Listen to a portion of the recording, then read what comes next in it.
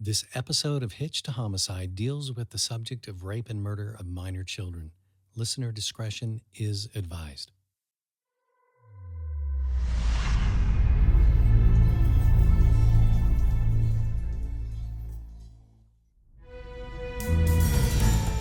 January 15th, 1985, Aurora, Colorado. Bruce and Debra Bennett, along with their two daughters, are in bed for the night when a brutal murderer and assailant bludgeoned them all with a hammer. But this attack wasn't the first for this killer, and it wouldn't be his last. In fact, it would take 34 years before he would be brought to justice for the murder of the Bennett family. He was an opportunist, a thrill killer, and an unknown in a very cold case for far too long. This is the story of Alex Ewing, the Hammer Killer. Hey y'all, I'm Chris Calvert. And I'm her husband, Rob Potter. Welcome to Hitched to Homicide. For better or worse. Till death do us part.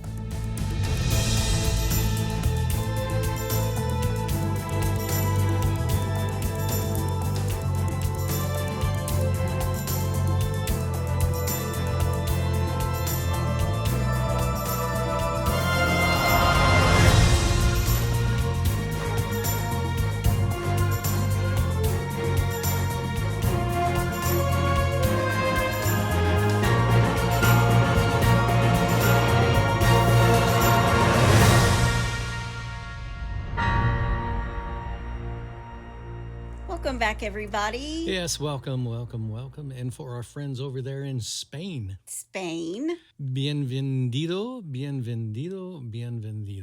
I thought it was hola. Oh, that's hello, not welcome. Come on, Chris. Hola, ¿qué tal? I did not take Spanish. Or as we say here in Kentucky, ¿qué tal, y'all?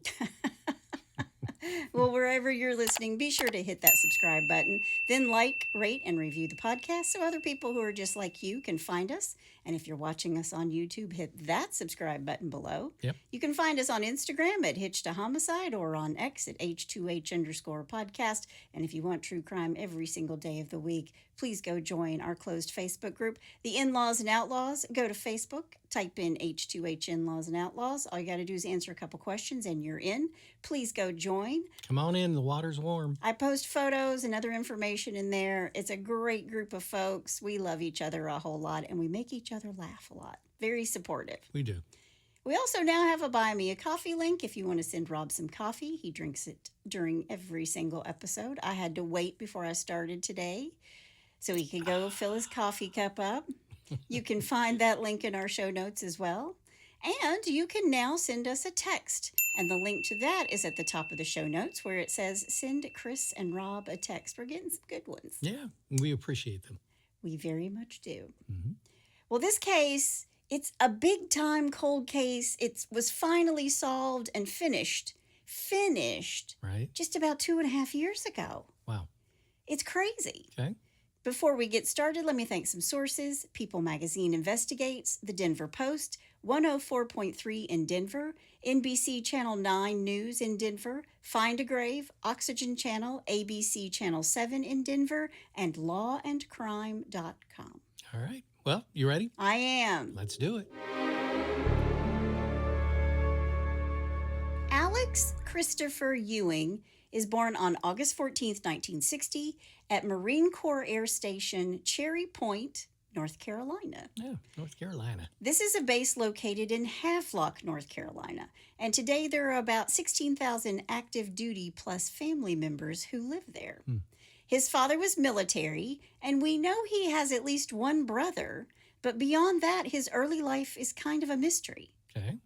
Alex was a high school dropout where he lived in Sacramento, California. Now, how the family made it from North Carolina to Sacramento, I don't know. Wagon train. And then Sorry. And then he drifted around for a while.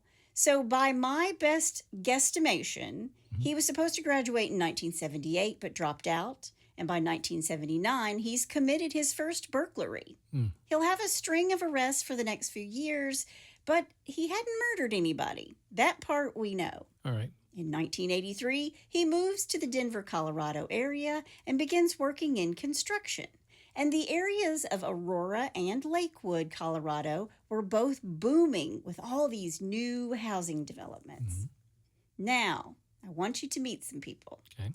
Kim and Jim Hobbenshields were two of those people who bought a new home in that area. Kim and Jim are living in Aurora, Colorado, which is about 10 miles east of Denver.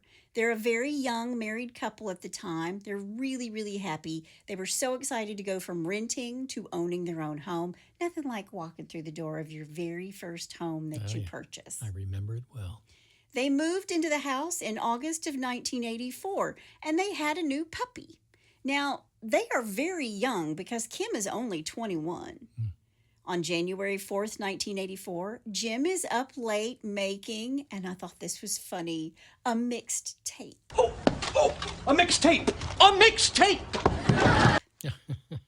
I've made lots of those in my day. I remember those. But Kim had gone to bed at midnight. Sounds like Rob staying up late working. Chris is in bed. But when Jim finally comes to bed, and I'm not blaming this on Jim, so don't get me wrong here. In their new house, they had a garage, but they didn't have a garage door opener, and they had to physically open and close the garage. I can remember doing this before garage door openers, I think, were invented. Yeah. I was like the youngest, so we'd get to the garage, and it would be like, Chris, get out and open the garage. It's like the old TV remotes. What's an old TV remote? The youngest kid. The youngest kid, yeah. But their garage had to be opened and closed manually. And on that particular night, nobody closed the garage door. Oops. And Jim comes to bed without checking it. Now, before we move any further, I just want to tell you, when I was first married and in my very first home that we had bought together, this is me and my late husband, he went for a run, came home, didn't shut the garage door, and we had a garage door opener. And he was from a small town, and we went to bed, and we're in bed, turn out the lights, and all of a sudden I hear thud. And I said, what is that? And he gets out of bed and starts running, goes, I know exactly what it is. And we opened the door just in time to see his car making the turn at the end of the street. Our car had been stolen out of our garage. Yep. Crazy. Shut your garage. If I have anything to say about this case, close your garage every night and lock the door in between your garage and your mudroom or your kitchen or wherever it comes into your home. It's the last thing I always check before I come to bed. We do. We check this. But we don't leave the keys in our cars either. So, yeah. But Jim comes to bed without checking it. And the door from the garage to the house isn't locked. In the middle of the night, Kim wakes up in incredible pain.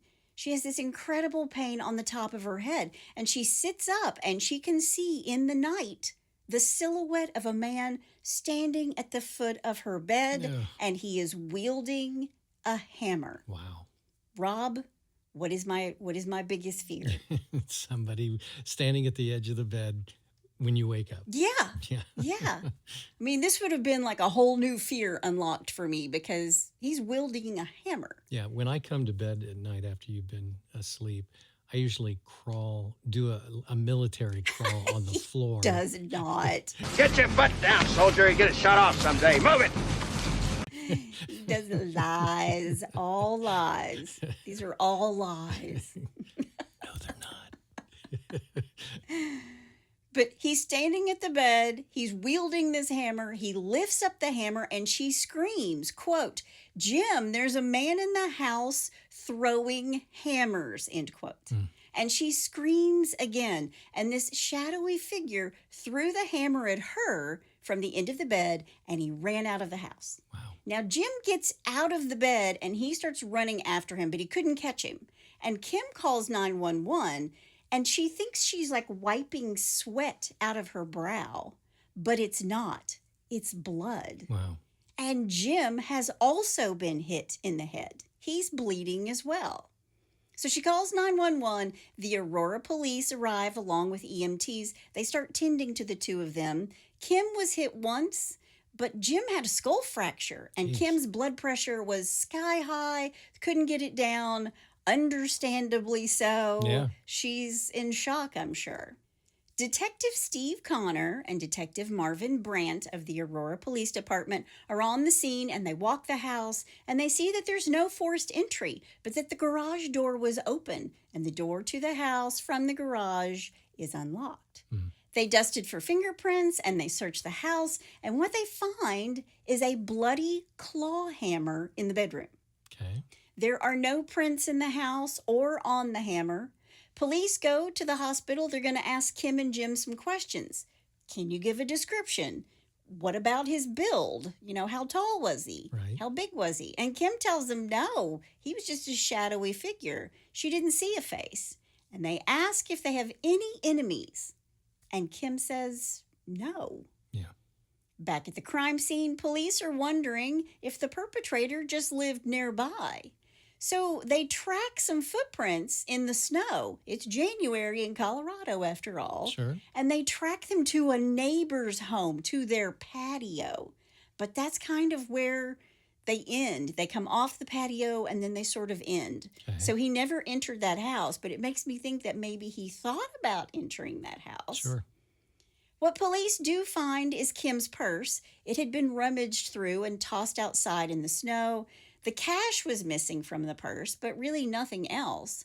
And when Kim and Jim get home from the hospital the next day, they're shown the hammer. And they tell police, that's not our hammer. Wow. So if he came through the garage, he didn't grab our hammer. Right. He brought his own. BYOH. Bring your own hammer. That's And it. he did. Patricia Louise Combs Smith is moving to Lakewood, Colorado, with her daughter, Sherry, and her 2 grandchildren. Patricia was born on September 19th, 1933, in Pierre, South Dakota. I don't think I've ever talked about anybody from South Dakota. Does anybody live in South Dakota? Apparently they do, because Okay. Patricia was Huh? from there. No, I've been through South Dakota. It's Have beautiful. you really? Yeah. Yep. It's I'd love to beautiful. go to the Dakotas. Is it like Yellowstone? No, that's Montana. Yeah, it's Montana. No, it's a beautiful state. See, I'm terrible. I get out west and I'm like, that's a square. I need to know my geography better. Well, when I was in my 20s, I drove cross country with some buddies of mine from San Francisco all the way. Well, I stopped in Ohio, but they went to New Jersey. And That sounds just absolutely horrible. it was a long drive. That sounds awful to me. I can't think of anything worse. When you're in your 20s and you're with your buddies, though, it was fun. Yeah, I don't know. I could have been, I don't know. I could have been at any age and it doesn't sound fun. It was fun. But Patricia is in South Dakota. She's born in South Dakota. She marries a World War II vet. His name was Oliver Smith Jr. in 1953. He was from Nebraska. And this is where she would live and raise her family. Now, from what I gather by all the records, she divorces Oliver, and after her daughter Sherry also gets a divorce, these 2 women move to a brand new townhome in Lakewood, Colorado for a fresh start. And Sherry is bringing her 2 children with her, a girl and a boy, 6 and 4. Okay. Now, Patricia was an interior designer. She was very pretty. She was very successful, and she had clients all over Colorado. She's 50 years old. She's a young grandmother. Mm-hmm. She loves these grandchildren and her daughter so much. She was like a strong, independent woman. She was just like the modern woman all the way back in 1984. Right. Every morning, Patricia would drop Sherry off at the park and ride so she could catch the bus to her place of work, and then she would come back later in the day and pick her up in the exact same spot. And when Patricia drops Sherry off, she tells her daughter, I'm going to run a few errands today. It's January 10th, 1985. It's just 6 days after Kim and Jim have been assaulted in Aurora. Okay. Patricia drops off her daughter. I'm assuming that Patricia worked from home at that time. Right. They were brand new to the area and in their brand new townhome. Right. But around lunchtime that day, Patricia went outside the home and the garage door was open. And maybe she was leaving the house, but then went back in for just a moment before leaving again, because her daughter has said she would never leave the garage door just wide open. Right. But when Patricia walks back into the house through the front door, she's immediately and brutally attacked. She's bludgeoned in the head. Now, eventually, she was going to be hit 17 times Good night. in the head. Wow. Then just 6 feet from the front door, her blouse is ripped off and her bra and shirt are pushed up to her neck before she is sexually assaulted. Now, if he has hit her in the head 17 times, there's no way she's alive for this. Right. Yeah.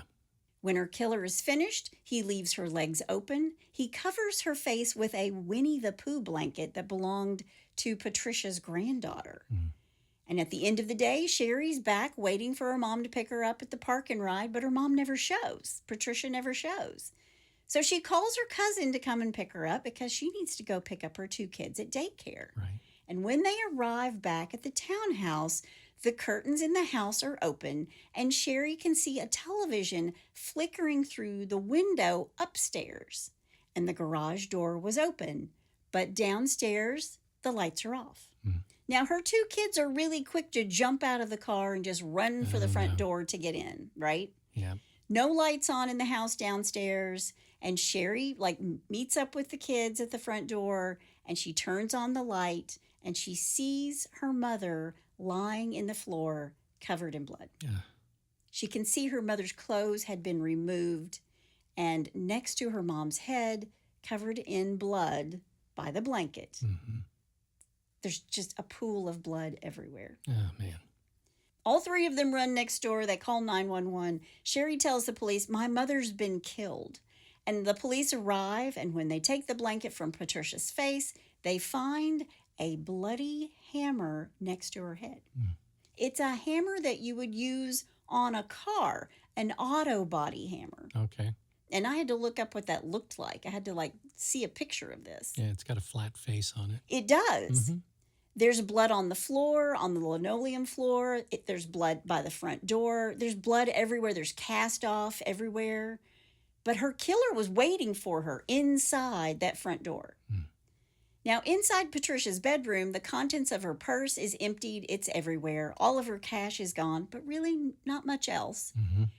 When they search the house, they see that there's no forced entry. And Sherry tells them that when they arrived, that the garage door was open. Now, when the coroner does the autopsy, he notes the 17 wounds to her head with this hammer, and he takes swabs from her body. Now, remember, she's been sexually assaulted. It's 1984, so no DNA. Right. Yet, on this same day, January 10th, 1984, 25 miles away and back in Aurora, Colorado, he's about to strike again. The killer's about to strike again. Wow. Donna Dixon is a flight attendant for Frontier Airlines. This little girl, she's adorable. And while she's working as a flight attendant, she meets pilot Ron Holm. And this guy, Ron, he just thought she was the bee's knees. I have seen interviews with them, and they are just the cutest little couple. They kind of remind me of us, Rob. Because we're the bee's knees. You thought I was the bee's knees. I still do. But they're just very sweet and funny. And I was like, oh, I just love this little couple. From what I found in my research, Ron tried to get Donna to go out with him for maybe 2 years. Oh, wow. He thought she was the most beautiful woman he had ever seen. And I think he first asked her to play tennis. And he said the reason for that was because he was a really good tennis player. Smart man. And then he asked her to go play racquetball, which stands to reason. If you're good at tennis, you're good at racquetball. Sure. And again, she says no. But he finally just asked her out for a drink, and she said yes. And it was because she didn't like athletics. Oh. So he was barking up the wrong tree. Yeah. Yeah. But these two fall in love, and by January of 1984, they've moved in together into Ron's brand new condo on a cul-de-sac. And on January 10th, 1984, Donna had the day off, and Ron was in the air. And these two never crossed paths on that day. Donna went to the grocery, and on her way home, she stopped at the mailbox for the cul-de-sac. So it was one of those all addresses get delivered to one central location. You take your key. Yep. You've seen those before. The big box. Yeah, it's like a big box. Yeah. And so she stops at that and she gets their mail. When she gets to the condo, she opens the garage. Her garage door is closed. She opens the garage door. She pulls her car inside and turns off the ignition. She removes her keys from the ignition. The same key ring holds the key to her house, and she opens the door to her car and is immediately hit in the temple with a hammer. Oh, man. The assailant grabs her and pulls her out of the car through the passenger door and onto the concrete, where he sexually assaults her and leaves her for dead. Like he has put a hole in the side of her temple. Jeez. Now, it's very cold out. Again, it's January in Colorado. Right. And Donna lays there for hours unconscious. And when she wakes up, she's so disoriented from her head trauma, she doesn't remember or know what's happening. She finds her way into her house somehow, and she keeps throwing up because of this head trauma. Sure. And all she can think is that she's had too much to drink. Like she was drunk, and that's why she was dizzy and disoriented and throwing up. Yeah. And finally, she just lays down in their bed and she passes out. Wow. The next day, Ron comes home and he can see blood on the stoop. And he goes inside the house and he can see blood on the carpet. And he rushes through their home and he finds Donna on the bed. She has a huge hole in her head and she can't even speak. Wow. He calls 911. They take Donna to the hospital, but police ask for Ron to stay behind at the crime scene because they want to ask some questions. Now, if that was you, you would have been like, Yeah. screw that, I'm going. Y'all going to have to chase me You're to going the to have to hospital. follow me to the hospital. Yeah. And I think Ron felt the same way. Yeah. They didn't keep him very long because they realized, well, he couldn't have done this because he's been in the air. Right. Police go through the home, and inside the garage on the passenger side of the car, they find this humongous pool of blood. And they can see blood inside the car, and a bloody ball-peen hammer was lying in the driver's side seat. So he's just leaving the hammers Leaving behind. the hammers behind. Wow. They dust this condominium for prints. They take all the evidence they find. They do have a smudge of a fingerprint that doesn't belong to Ron or Donna, but it's not enough to match anything. Okay. Of course, there's no forced entry, so they think as soon as the garage door opened, he slipped inside, he waited for her to open the door to her car, and then he struck. And there's blood going up the stairs and into the bathroom and the bedroom, but that's all Donna dragging herself around the house. She would try to walk and fall over and over again before she got to the bed. Wow. At the hospital, doctors tell the police she's been sexually assaulted and she has this terrible trauma to her head. She's completely confused as to what happened to her. And when the detective and the hospital therapist go to her and they're telling her about the assault, she starts crying, but not for herself. She thought they were talking about somebody else. She was like, this poor girl. What happened to this poor girl? Wow. She'd been raped and attacked, and they had to be like, Donna, we're talking about you. This story runs in the paper that Donna is still alive. And Ron is worried that this asshole might come back and finish the job. Right. So he borrows a gun and he sleeps at the foot of Donna's hospital bed for 2 days until they give her police protection. And I'm gonna change you from a rooster to a hen with one shot. Wow. Now, today, you couldn't get a firearm into a hospital if you tried. Yeah, different times. On January 12th, 2 days after both Donna and Patricia are assaulted and Patricia is murdered, Lakewood police asked Patricia's daughter, Sherry, to come into the station.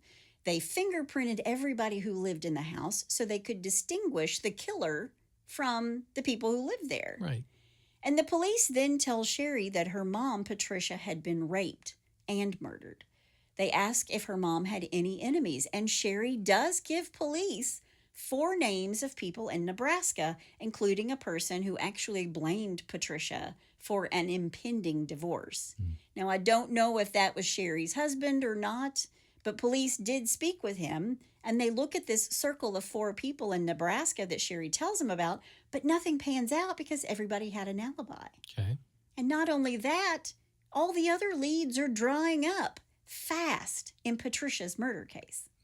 January 15th, 1984, Aurora, Colorado, Bruce and Debra Bennett are a young couple with 2 young daughters. They had just moved into their brand new home a couple months before. Every single one of these victims, these families, they had just moved into what? Well, I'm assuming they had garage doors, but it also sounds like they were all brand new. All moving into brand new builds, brand new homes, brand new townhomes. And the Bennetts had just moved into their new home just a couple months before. Bruce Allen Bennett was born on April 22nd, 1956 in Denver, Colorado. He was a Navy vet, and he met and married Deborah Lynn Large. They got married in 1976. Deborah was born on April 9th, 1957 in Torrance, California.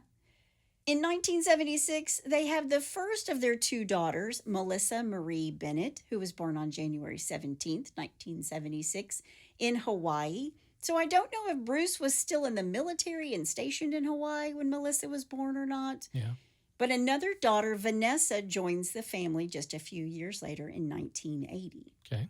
On the night before, January 14th, family had gathered at their home, including Bruce's 2 brothers, to celebrate Melissa's 9th birthday.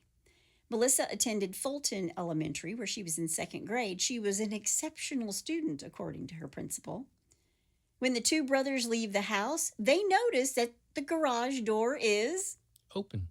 Wow. So one of them goes back in the house and kind of yells, "Hey, your garage door is open," right? I mean, today we would call on our cell phone. Your garage door is open. Shut that. Yeah. Actually, you just push a button on your cell phone and shut the door. Not if you're the brothers. Okay. But sometime during this night, Bruce, Deborah, Melissa, and Vanessa are all attacked. It appears that Bruce and Melissa were attacked in bed. Bruce tried to fight off the assailant and is bludgeoned in the head at the top of the stairs of this 2-story home. He falls down the stairs, breaking off spindles as he goes. At the bottom of the steps, the killer then slits Bruce's throat with a butcher knife from their kitchen, from the Bennett's kitchen. So he's getting a little more brutal. Well, I think what happened is Bruce actually fought him. He's a Navy man, you know. He's in the Navy Reserves, and he's in the reserves, and he's just like, I'm not going down without a fight. I'm going to protect my family. Sure. So he gets to the bottom of the stairs, and he's been hit in the head, and just to keep him from coming back to life, he slits his throat. Bruce's wife, Deborah, is pulled to the front of the bed and struck in the head with a hammer. My thought is that he did this first, and then Bruce woke up and he had to fight him off. Right. Deborah is sexually assaulted and left on the side of the bed, naked from the waist up. Then the killer moves to the next bedroom, where their 2 little twin beds are holding 9-year-old Melissa and 4-year-old Vanessa. Wow. Melissa is bludgeoned with the hammer, but she's tried to fight him off because she has a cut in her hand from the knife he used to slit the throat of Bruce. The killer cuts off her pajamas with the knife, beats her with the hammer, and sexually assaults her. He leaves her naked and on her back with her hands above her head. Then he goes after 4-year-old Vanessa. She is struck numerous times and is also sexually assaulted. Then the killer ransacks Bruce and Deborah's bedroom and leaves. The next day, Bruce and Deborah don't show up for work. They both work at the exact same place, the Backstrom Wholesale Furniture Company. I think he was in sales. I know she was an interior designer. Right. And when they don't show up for work, they call Bruce's mom, Connie. And Connie calls the house, but there's no answer. So she decides to drive over. And when she gets there, she can see that the garage door is open. And both cars are still inside. And as she got closer to the house, she could see Deborah's purse is dumped out right in front of the house in the snow. And the door from the garage into the kitchen is also open. It's not wide open, but it's open. Right. She gets just a couple feet into this house, and that's when she sees her son, Bruce, at the bottom of the stairs, covered in blood. Can't imagine. She calls 911, and Officer Marvin Brandt gets to the Bennett's house, and he can see blood is everywhere as soon as he walks through the door. He sees Bruce's body at the bottom of the stairs. He's got blunt force trauma to his head. His throat is cut. There's a bloody handprint on the wall at the top of the stairs. He gets deeper into the house and he finds Debra Bennett lying beside the bed, covered in blood and naked from the waist up. On the carpet beside her is a bloody imprint of a claw hammer. So not the hammer itself, Right. but the hammer is so covered in blood that when the killer sets it down, it makes the perfect imprint of blood of a hammer. And you can even see that it's a claw hammer. Man. The bedroom was ransacked. It looked like it was a robbery gone wrong, maybe. But then the police go to the next room and they find these twin beds that are unmade and the bedding is pulled off into the floor. There's blood everywhere, and on the floor is little Melissa, bludgeoned in the head. They keep looking and they find tiny little Vanessa, who is wedged between the bed and the wall. Yeah. She's been hit numerous times, but somehow she is still alive. Really? And next to her is a blood-soaked teddy bear. And if that doesn't break your heart, Yeah. I don't know what will. Wow. They whisk her off to the hospital, and the EMTs tell the police, she's probably not going to make it. We're going to do our best to keep her alive to get her there, but she's probably going to be DOA. Right. In the girl's bedroom, they find semen on the bedspread, in the floor, and on Vanessa, and a partial bloody footprint. And under Melissa, they find a utility knife. Now, when they search the house, they find Debra's purse outside, which Connie had already found. Right. His right. mom had already found that. Sure. And the cash is gone, but nothing else is really missing. And on the front lawn, they find a butcher knife from the Bennett's kitchen. Now, there's no forced entry into the home. He came through the open garage and into the house. And police have no suspects, and no one had answers. Right. Bruce was a really well-liked guy with no enemies. He was this military reservist. She was like the perfect mom who wanted everything for these two girls. But this crime scene is so awful that veteran police officers have a hard time being there. Man. They can't be there. Hmm. There's blood literally all over the place. There is cast off everywhere. But they're trying to protect the integrity of this crime scene because with this much blood and this many bodies, surely this asshole left something behind. Right. So they send the prints that they find to AFIS, which is Automatic Fingerprint Identification System. It's 1984. Just want to keep reminding you that. That was relatively new at that time, wasn't it? Yeah, and there's no match. Right. There are Oh. no fingerprints on the knife, so he's obviously wearing gloves. Right. They send carpet samples to the Colorado Bureau of Investigation, which is like the state FBI, Right. because on the carpet there is semen. And the media picks up on this story. Hard not to, when this whole family has just been murdered, Right. just slaughtered, and there's a young child fighting for her life. Right. And this, along with the attack on Kim and Jim Hobbins-Shields, the attack on Donna Dixon, and the murder of Patricia Smith, people are worried. Sure. People were hyper vigilant about shutting their garage door and locking their doors and windows tightly. I would think so. There were actually people sleeping in helmets because they were so afraid someone would try to beat them in the head with a hammer in their sleep. And police said that there were even people sitting in their garages waiting with a gun in their lap. Hmm. By the way, gun sales skyrocketed in this area. Sure they did. Finally, Aurora and Lakewood police get together for a chat. They've been too wrapped up in the murders in their own towns to be looking at the details of murders in another town. And these have happened one on top of the other on top of the other. And they realized that Patricia Smith's murder could be related because the killer came in through the garage and murdered with a hammer and sexually assaulted. Because remember, the others lived. Right. They were assaulted, but not murdered. Right. Police realized the killer's striking about every week for the past 3 weeks. And week 4 was coming in fast, buddy. Little 4-year-old Vanessa will survive. Her jaw was shattered and her skull fractured. Both arms were hit. One was broken. She also suffered a shattered pelvis. She was in a coma, but when she woke up, she knew who she was and who her family was. But she would have to learn how to do absolutely everything again, Wow. including walking. Yep.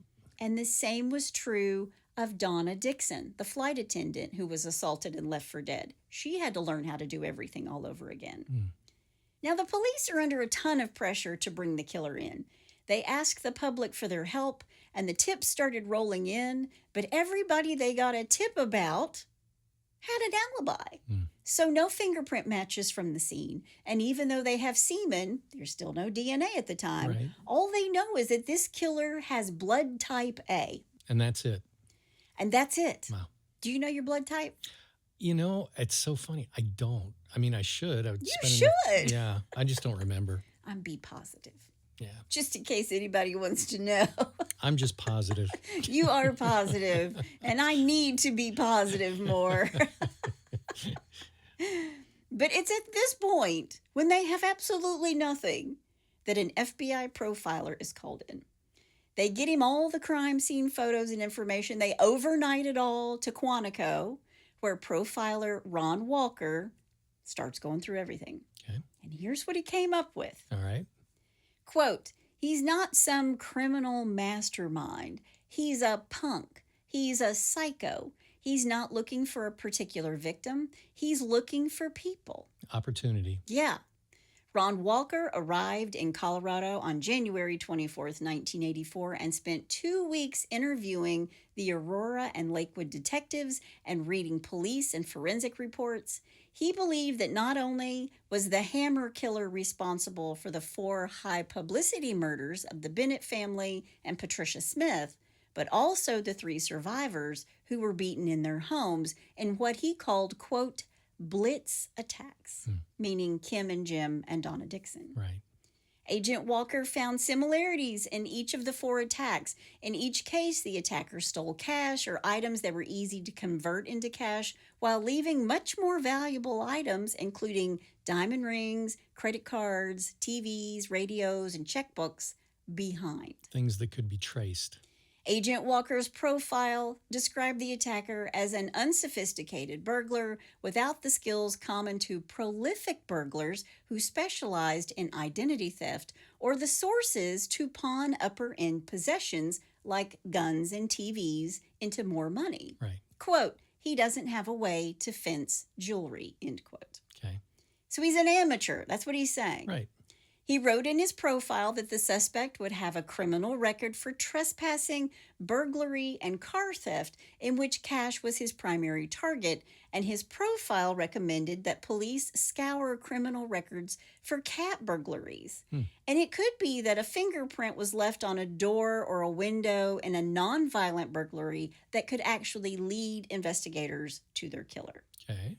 Quote, by no means was the Hammer killer sophisticated enough to pick locks or use glass cutters to enter homes. Instead, he went into areas he was familiar with and went from home to home, either trying doors or looking at windows and doors to see if they were open. Okay. Then he would immediately go on to the next resident. He was very juvenile in his approach, end quote. And again, how does he gain entry into these homes? Open doors or garages? Yeah. And his profile recommends that detectives look for a very young man in his early to mid-20s. He was probably white and not very smart. He got a thrill from it, and then he took it to the next level and lost his mind with the Bennett family. He's working his way into becoming a serial killer. Wow. But this killer's not a stalker who watched like a neighborhood for hours or a person for hours or days or weeks until he knew all the habits of his victims. He was just a prowler who would randomly target homes in areas where he knew the area. Right. It's like I said before, it was just a crime of opportunity. It's a crime of opportunity, but his profile said that he either knew the area because he lived there or he worked there. Ah, okay. Possibly in construction. Oh, wow. That's pretty How pretty about descriptive. that? Yeah. I mean, all the attacks happened in areas of new construction, and they were all carried out with a hammer. But the one hammer was a body shop hammer. True. Yeah. This is true. Yeah. But most importantly, Agent Walker predicted that the attacker's background would include acts of violence, whether he was the victim or the perpetrator. Like maybe he was a victim of child abuse. We don't know that because we don't know that much about his upbringing. Right. Or maybe he'd been beaten up while he was trying to burglarize a home and it was never reported to the police because the person like beat up the guy who tried to get into their house and just didn't want to deal with police. Sure. He's an opportunist. Right. So maybe his driving or walking around a neighborhood with gloves and a hammer on him. That's his MO. He's just going to walk around and he's got these things on him. Right. He caught all of these people by surprise, so they couldn't fight back. But the one thing he knows is he's going to continue to kill. Of course. Police ask all around these new construction areas, but subcontractors weren't really kept track of, and sometimes they were actually paid in cash. And these guys just went from site to site, and police went through pages of the workers that they could get their hands on, but nothing panned out. And still they thought if he worked construction, he might know the layout of these homes too. Right. But this case is going cold. Then on January 27th, 12 days after Bruce, Debra, and Melissa Bennett are murdered, 900 miles away in Kingman, Arizona, Roy Williams is asleep in his bed when someone comes through the back door of his home and is standing over him with a 25-pound rock in the air. Oh, man. He then feels this bang on his head, and then the rock is raised and dropped again, this time on his stomach, cracking Roy's rib. Wow. The attacker ran away. Roy can't give a description to the police because it was so dark. Right. Police search the area, and they don't find anyone, but what they do find is a shoe print in Roy's yard that isn't Roy's. It's a size 9 tennis shoe with an odd pattern on the bottom. So police put out an APB, and 7 hours later, an officer is driving along the interstate near Roy's place and sees a hitchhiker on the side of the road. He pulls over and he asks him some questions, and then he asks to see the bottom of his shoes. He wants to see the pattern. And when he flips his shoe over and this officer sees that the pattern on the bottom of his tennis shoes matches the pattern that was left, Yep. he wants to question him. Yeah. Let me ask you a few questions. Yeah. He runs away. As soon as the officer says, "Yeah, I just got a couple questions for you," he runs away, realizing, oh, they know that the bottom, I've left a track somewhere. The jig is up. Yeah, so he runs away.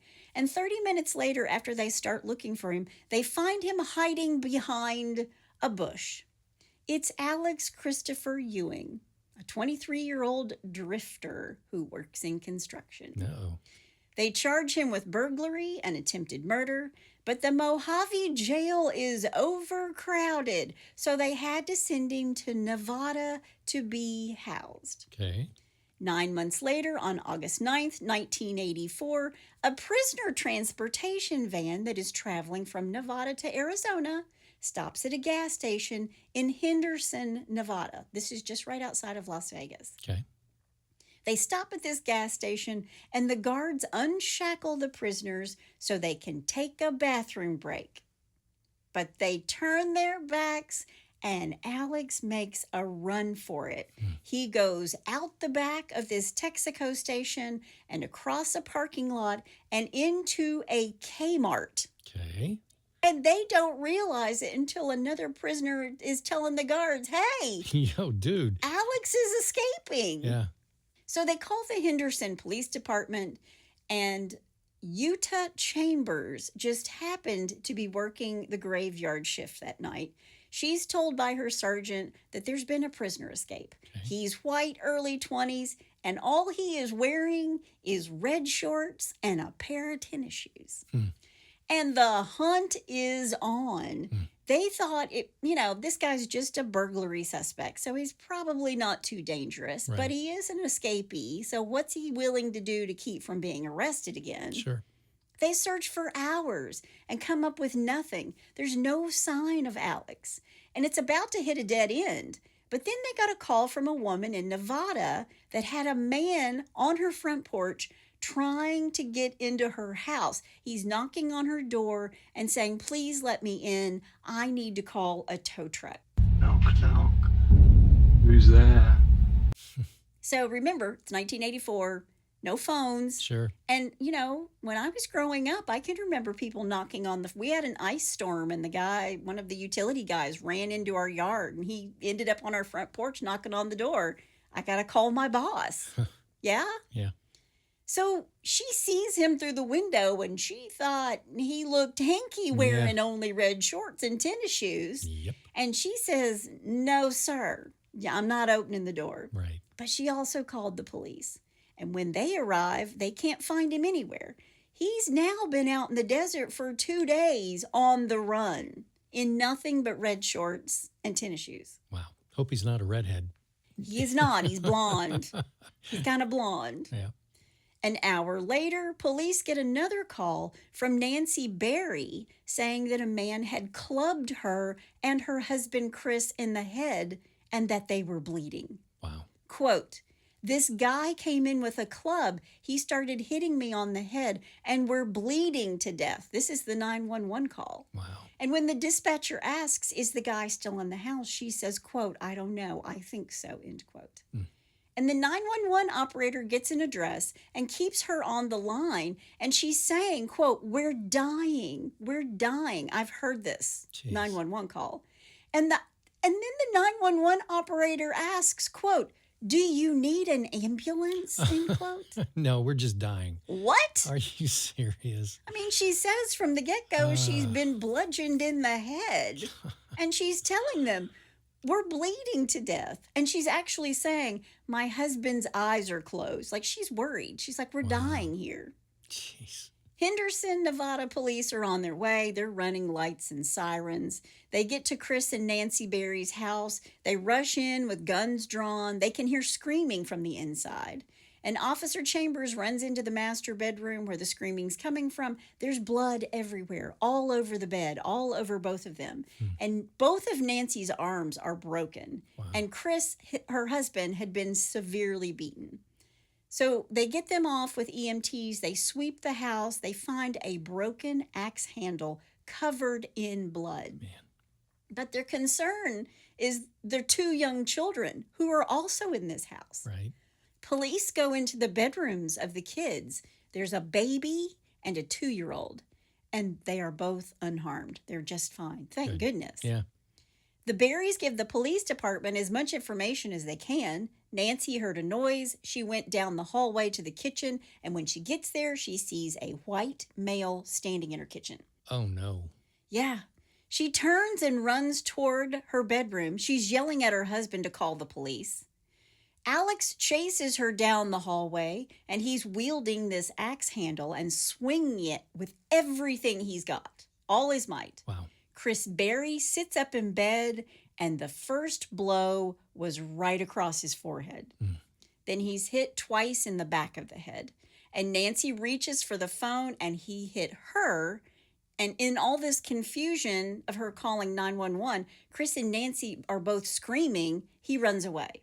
But he drops the axe handle that he had used to bludgeon them both. He's always leaving his weapon behind. But I'm guessing this time he doesn't have gloves on.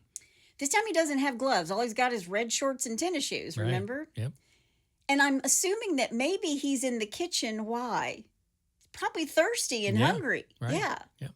Nancy and Chris are taken to the hospital, and the kids go to a neighbor's home. The police are everywhere looking for Alex. They're out there everywhere looking for this dude. He went out the back, north toward the mountains and toward the desert, and they went door to door looking for him. The only thing they find are his footprints, which they track for several miles walking toward Las Vegas.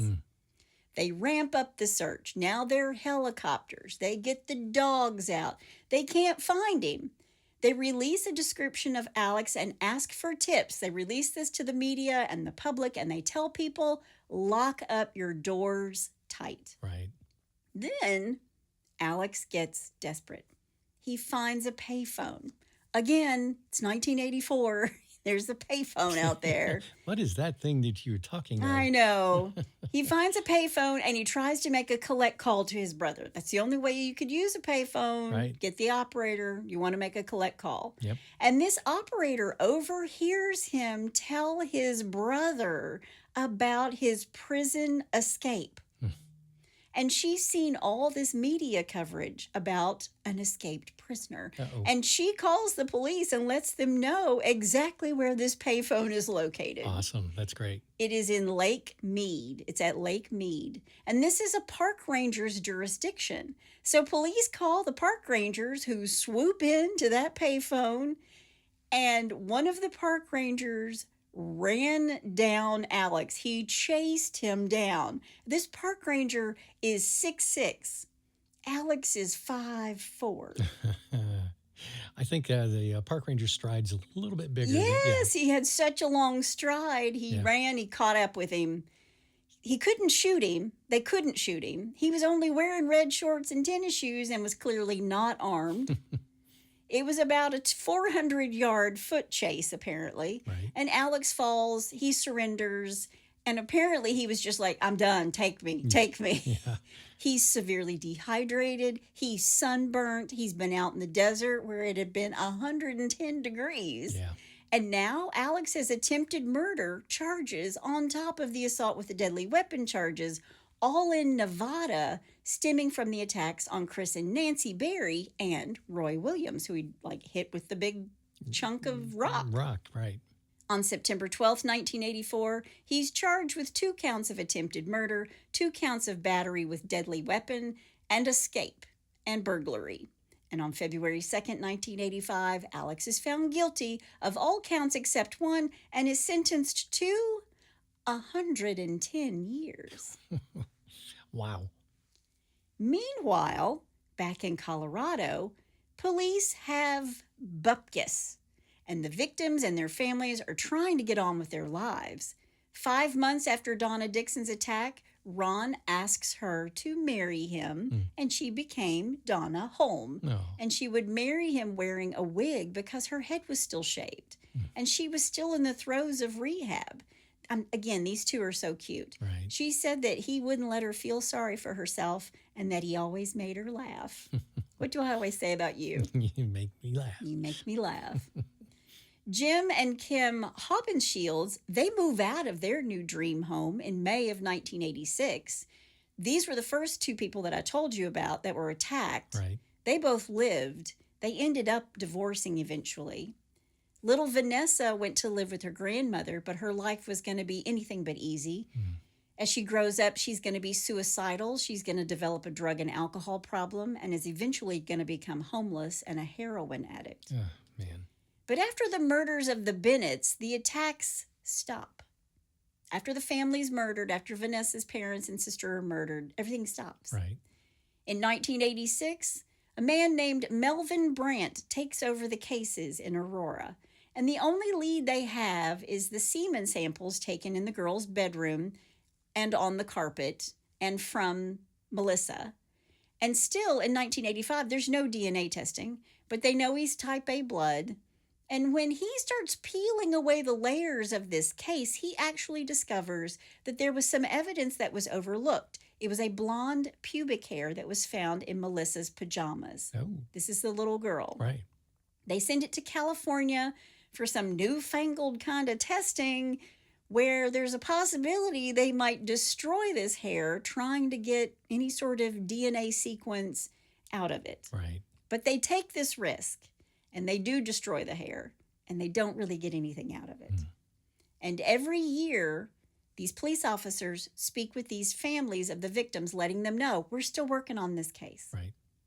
17 years later, on March 1st, 2001, the Aurora police get some news from the Colorado Bureau of Investigation.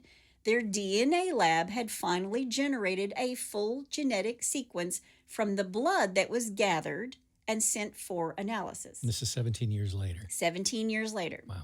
They ran the DNA through CODIS, which is the National DNA Data Bank for felons, and it comes back with 0. Really? Nobody. Wow. And here's why. Nevada was really behind in their DNA swabs of their inmates. Wow. And in fact, their legislature had to get involved to make it happen. Yeah, in 2013, the state of Nevada will finally mandate that all felons need to submit DNA samples. And not a moment too soon. And not a moment too soon. And Jeez. 3 years later, the state attorney general applied the rule retroactively to current prisoners, regardless of what they were convicted of. They didn't care. We Right. want their DNA. Sure. In 2016, the DNA found at the crime scene of the Bennett family is sent to Parabond Nanolabs. And Colleen Fitzpatrick, we've talked about her before, she creates an illustration using the same method they used when they were profiling the Golden State Killer. Okay. And it comes back. There's a profile, looks just like Alex. Ooh. I'll post a picture of it in the In-Laws and Outlaws. Okay. But his butt is sitting in the Nevada State Prison, right? Right. In 2018, it was announced that Alex Christopher Ewing's DNA matched the DNA collected from Patricia Smith as well, and the Bennett family crime scenes. Okay. Now, by this time, when the new detective is on the case, I mean, it's been all these years later, these guys have retired. Yeah. So this guy, his name is Detective Connor, he contacts the Nevada Department of Corrections, and he wants to find out where you got Alex. Where is he? 'Cause Right. we got some information. Right. And what he finds out is that Alex is up for parole. Oh, geez. Alex is getting ready to leave. He's getting prepared for the outside world. So much so, he set up a dating profile Jeez. for when he gets out. Getting his swinging arm ready, too. He wanted a woman 50 years or older who was athletic, loved outdoors and camping. Wow. Ugh. So he's up for parole. And now the race is on to get him back to Colorado so he can face justice. He has to be extradited. Yeah. July 12th, 2018, Detective Connor and John Kilner, who is the DA, they go to Northern Nevada Correctional Center to ask Alex some questions. They thought he'd be this big, strong monster. Yeah. And they see this guy they've been looking for 34 years. He walks through the door and he's 5'4". Jeez. And they thought at first he was pretending to be just a frail old man. But he's just like short and But he is a frail old man. he's a frail old man. Yeah. And according to the FBI profiler, he ain't got a brain in him. So Right. now these two hold their cards very close to the vest when they're talking to him. They said they were with another agency that wasn't a part of the Nevada Department of Corrections. And he kind of relaxes a little bit. Oh, they're not from Nevada. What can go wrong here? Right. So they ask him some questions about his early life, and he says growing up, his dad was in the Air Force and his family moved around a lot, that he dropped out of high school. He does tell them that he had spinal meningitis and a near-death experience, and it changed his personality. And when he told them he'd been in Colorado, they're like, well, what, where in Colorado? And when were you in Colorado? Let me put my red flag up. Now, I mean, obviously they know that Yeah. he's been there. Sure. But when he says it, they're like, oh, no, okay, we're on to something. Right. At first, he said he was there for a little while and then he left. He was there for a year working construction jobs, working on new homes in both Aurora and Lakewood, Colorado. Jeez. The weapons were from his trade of construction, and the FBI profile was spot on, and he didn't even suspect until they told him, look, Alex, the jig is up. Yeah. Yeah. And when they do, he explodes. And they say to him, quote, I know you know what we're talking about, end quote. And Alex was so upset that they had actually caught up with him 34 years later when he's ready for parole and he's got his dating profile all set up. I'm sorry, Alex, but we're going to have to delay your dating profile. For Yeah, because now he's going to get hit with murder charges. Yeah. And he had only been in for attempted murder because in Nevada, he didn't kill anybody, remember? Right. So detectives run his DNA one more time just to make sure it's a match. Right. And then they called the victims' families. On August 7th, 2018, they Jeez. say, we've got him. He's in prison in Nevada. And honestly, most of the people that he actually assaulted who were still alive and families of the people that he killed, they all thought this guy has to be dead. It's been 34 years. Sure. 34 years. Yeah.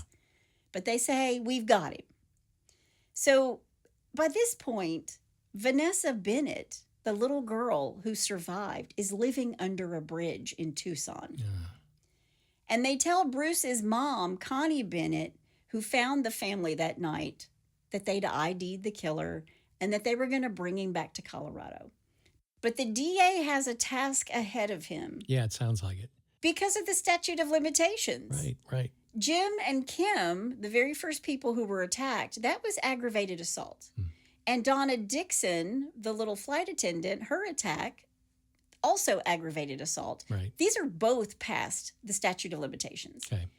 Including the Bennett's aggravated assault charge. There's still the charge of murder, but the aggravated assault charge, that's gone. Right. On August 9th, 2018, the DA flies out with an arrest warrant for Alex with the Arapahoe County District Court, and his prosecution is all about the Bennett murders and how Vanessa was left without a family and how he had sexually assaulted and murdered her little sister, Melissa. The case against Alex for Patricia Smith would be a separate trial. They have to extradite him back to Colorado. Okay. But Alex gets himself an attorney to contest the extradition. And he fights this in court with all the legal red tape for 2 years, all the way up to the Nevada Supreme Court. And he even tried to seek a review by the United States Supreme Court. Wow. And every time he tried to stay out of Colorado, he failed. And they finally brought his ass back. Okay. And DA John Kellner decides to personally prosecute the case on behalf of these families. Good. And in pretrial hearings, the judge blocks the inclusion of the other attacks. Anything he'd done in Nevada or Arizona is out. And the attacks against Donna Dixon Holm and Kim and Jim Habenchild were also out. Really? But they could talk about Patricia Smith's murder, and that case was upcoming. Okay. The prosecution showed the court his MO, the open garage. He would attack, he would bludgeon with a hammer, and the victim was always sexually assaulted in each of these cases. And Alex Ewing's trial began on July 27th, 2021. Now remember, the first attacks and murders were in 1984. It's now been 36 years. The jurors learn about his past, that when he's 17, his criminal activities began with burglary and theft. And previous arrests, not crimes of opportunity. Right. But now he had begun escalating Right. and using crimes of opportunity, and he was turning into a serial killer. And while they're saying all this, Alex is sitting in the courtroom and he is seething. He is so angry because he wants his 50-year-old woman that likes the outdoors and likes camping, right? Yep. Alex's attorney argues that the DNA from 1984 has been mishandled and contaminated. So this is their whole argument, that the chain of custody had been broken, that everything was contaminated. Okay. They wanted to know how it was being stored at the police department. They wanted to talk about the pubic hair that they sent out for testing that was destroyed. And his attorney says there's no way to say who it really belonged to. In 1984, there's no DNA, and they handled evidence without gloves, and that is true. But one thing he cannot explain away is the semen he left behind. Right. So how did he get there? If he wasn't there, why was his DNA there? Right. At 87 years old, even Bruce Bennett's mom, Connie Bennett, she testifies. Remember, she's the one who found her son at the bottom of the stairs. Sure. And the jury hears everybody, and they go back in to deliberate, and a day passes, and there's no verdict. And the jury was at an impasse. They send out a note to the judge. We're stuck. So they get new instructions from the judge, which was, try harder. Good for him. They deliberated another day and came back finding him guilty of murder. Good. Now, Alex showed no emotion. He didn't flinch. They just shackled him up and took him away.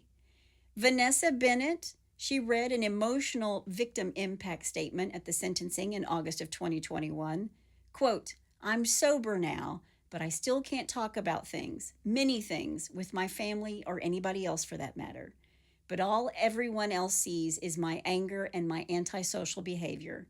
I didn't just lose my parents and my sister. I lost my trust in people and my dignity and pride. I lost the person I was supposed to be." End quote. That's so sad. Alex Ewing was convicted on 6 counts related to the murders of Bruce Bennett, Debra Bennett, and their daughter, Melissa Bennett. During sentencing for the murders, Arapahoe County District Court Judge Darren Vale addressed Ewing's level of violence. He looked at Alex and said, quote, "Over a 12-day span, you inflicted an unspeakable orgy of violence. Your actions, and by imputation, you in 1984 are an abomination." End quote. Good. 2 months later, in October of 2021, Alex goes on trial for the murder of Patricia Smith. But the day after the opening statements are made, the judge declared a mistrial after the defense team filed a motion saying that Alex wasn't competent to stand trial. Which was really disappointing for Sherry, her mom. Yeah. There's her daughter. Where'd that come from? Yeah. Oh, wow. But they took it back to court. But during this trial, Alex doesn't testify. And he says, quote, "I just don't like the idea that if I do say something that attorneys will twist it around. Nothing's been fair, absolutely, since I got off the plane. The prosecution rigged the whole thing," end quote. This is so unfair! Wah. Yeah, exactly. Yeah. Then he looks at the judge and says, quote, "Your Honor, I got a lot of issues right now." That's an understatement, Alex. Yeah. "I would like to say to this court about this, but I've been treated so unfairly even before I was dragged to this state. The unfairness when I've given information out that could possibly lead to an alternate suspect. I'm told basically to be quiet. Prosecutors here and in Arapahoe are just going to twist it around. You guys don't want the people who actually committed the crimes. You just want the conviction," end quote. Whatever, Alex. I mean, your DNA matches Yeah. what you left behind on Patricia. Yeah. What don't you understand about that? Yes, and on April 12th of 2022, Alex Christopher Ewing was convicted of first-degree murder for the death of Patricia Louise Smith and sentenced to life in prison. Yay. In issuing her sentence, First Judicial District Judge Tamara Russell said she wished she had the power to do more. The judge advised the family to seek closure within themselves, but not through her sentencing of Ewing. Quote, "I can't replace a loved one. I can't make you feel better," end quote. Alex Ewing is currently incarcerated at the Colorado Territorial Correctional Facility Okay. in Colorado, Yeah. where he's going to take his last breath. Good. But that is the story of the hammer killer, Alex Ewing. And that's all I have to say about that. Well, 36 years later, I guess you could say better late than never. I mean, it took 36 years for everybody to see justice Yeah. served. Wow. Yeah. I'm just glad he's put away. Yeah. Pathetic. Well, and I think everybody is, because once they realized he was still alive, victims were like, no. Yeah. Like, I had finally, been through therapy and I'm over this. Yeah. And now you're telling me that he's actually alive. Yeah. Yeah. Well, and the possibility of parole. Come on. And they had to face him in court. They had to look at him in court Yeah. because they came in and gave victim impact statements. Yeah. Yeah. I'm just glad there's closure for the families. Me too. Yeah. Me too. All right. Well, let's move away from that and do a little bless your heart. Well, bless your heart. Okay. Number one, I'm going to call this Hang On While I Take Care of This. I'm hanging. Okay. All right. Ready? Police in Delaware say a man who robbed a Wilmington bank on Saturday didn't keep the cash for long. After fleeing the Wells Fargo branch, he paused to make a deposit in the ATM outside. Police say McRoberts Williams, a 44-year-old California resident, handed a note to a teller Saturday morning saying a robbery was taking place. Oh my gosh. The 25-year-old woman gave him an undisclosed amount of cash, Williams fled on foot but made a pit stop to make a deposit in the machine on the exterior of the building. I have nothing. Officers responded to the scene, found him behind a nearby shopping center, and took him into custody. Bless his heart. That's all I got. Yeah, without incident. He was charged with second-degree robbery, a felony with a bond set at $6,000. There was no stupid clause in there. Oh, my God. I mean, bless his heart. Bless his heart. Yeah. Okay, number 2, smile. You're on convict camera. Okay. A Cairo area reporter, this is in Egypt, a Cairo area reporter had his phone grabbed from his hands by a thief on a motorbike. Oh. But it wasn't, exactly the perfect crime. The reporter had been live streaming a broadcast at the time, and the thief's face was seen by millions. Oops. The UM7 news site says its reporter was on a bridge when the phone was taken, the BBC reports. The news reporter had been reporting on an aftermath of an earthquake when viewers suddenly saw the face of the thief. Oh, my gosh. Who was smoking a cigarette and looking back nervously as he sped away from the scene. The phone's camera was pointing directly at the man's face during the getaway and wasn't switched off until minutes later. That's too good. Some 20,000 people were watching the live stream at the time, and millions more viewed the video of the theft on the site's Facebook page. I love that. Yep, the man, to no surprise, was identified and arrested hours after the theft. Again, bless his heart. Yep. Number 3, and finally. Yes. Where the Wind Blows. Okay. That's my favorite. Oh, we're already laughing. Okay. Yeah. A suspect in Missouri wanted for possession of a controlled substance is likely regretting recent food choices after loud farting revealed his hiding spot near Liberty Fox News reports. Quote, if you have a felony warrant, I can't even get through this. Quote, if you have a felony warrant for your arrest, the cops are looking for you, and you pass gas so loud it gives up your hiding spot, you're definitely having a, and this is on the Post, and they put a poop emoji day. The Clay County Sheriff's Office posted on Facebook.